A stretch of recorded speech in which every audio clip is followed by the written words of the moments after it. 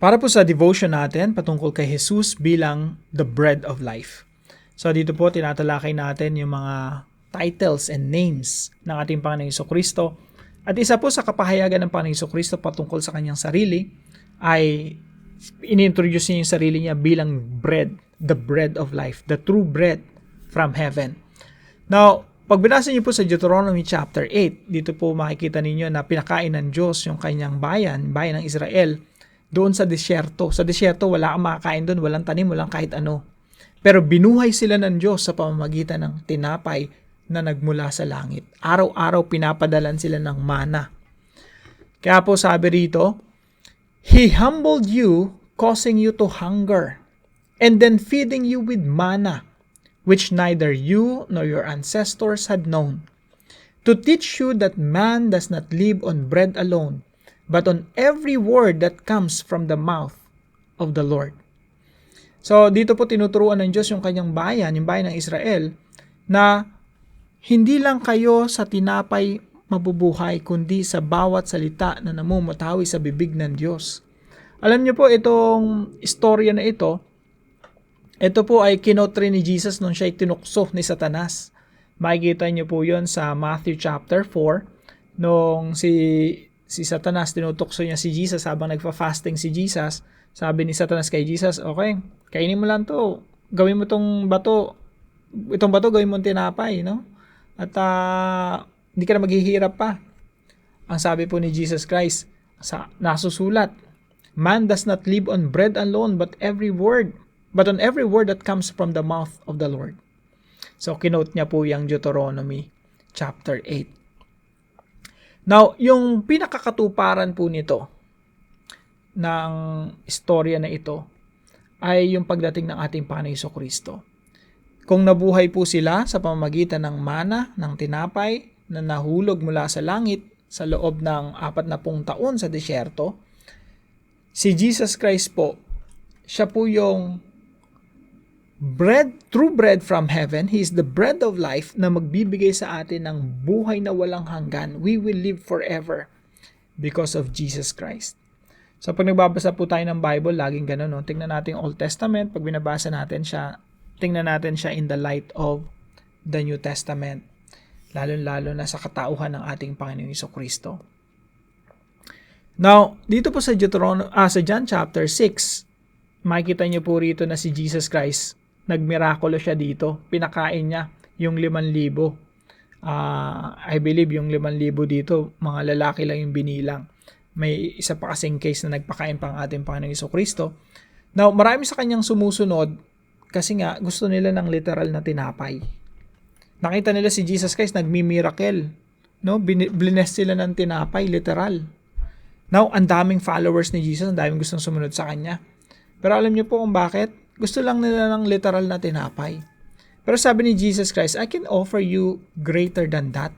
Pwede pa ako mag-offer sa inyo na masigit pa dyan. I'm offering myself to you, the true bread from heaven, the bread of life. Now, nakakalungkot lang isipin kasi marami pong lumalapit sa Panginoon na gusto lang mag-pray, gusto lang sumamba sa Panginoon, gusto lang, magkaroon ng relasyon sa Panginoon because of financial blessings. Marami pong meron po akong kilala na, iba yung religion niya, no? Tapos, sinera namin siya ng gospel, tapos trinay niya si Jesus. Sabi niya, okay, I will try your religion, I will try your Jesus. Now, nung sinubukan niya yung Christianity, yung pananampalataya kay Kristo, ang ine-expect niya, magkakaroon siya ng maraming pera, no? Finances, maging successful siya sa negosyo, maging successful siya financially. Yun yung mindset niya. Once I believe in Jesus Christ will bless me. Pero hindi siya nagkaroon ng success sa negosyo. Tapos nung kinausap niya ako, sabi niya, Russell, your God doesn't work. Jesus doesn't work. It's not for me. Jesus is not for me. Because, as you can see, my business failed. So, sinusukat niya yung relasyon niya sa Panginoong Jesucristo, sinusukat niya yung effectivity ni Jesus Christ based on financial blessings. Hanggat may financial blessings, okay, maniniwala ako dyan. Pero pag wala na, I don't believe in Jesus anymore. Now, marami po mga tao sumusunod kay Jesus all because of that blessing. Bread, literal bread. Penging tinapay. Pero nakita nila si Jesus Christ, hindi na nagmi-miracle. Yung mga tao na yan, I believe, no, marami sa kanila, sila na rin yung sumisigaw na ipako si Kristo doon sa krus ng Kalbaryo. They rejected Jesus Christ. Now, ang ino-offer po ni Jesus ay hindi po literal na tinapay. Of course, the Lord is generous. He can bless us with material things. It doesn't matter, no? Wala sa Panginoon yun. Kaya niyang gawin yun. Kaya ang pagpalain ng material na bagay. But of course, God is our Father in heaven and He knows what we really need. Alam ng Diyos kung ano talaga yung kailangan natin. And what we need is Jesus, the true bread from heaven. What we need is eternal life that we can receive through Jesus Christ, through the gospel. So mga kapatid, si Jesus Christ po, ultimately, ang ino-offer niya sa atin, ang binibigay niya sa atin ay buhay na walang hanggan. He is our true bread from heaven. At I hope hindi po tayo nakafocus sa mga material na blessing lamang, kundi nakafocus tayo sa buhay na walang hanggan na ipinagkaloob sa atin ng Panginoong Hesukristo.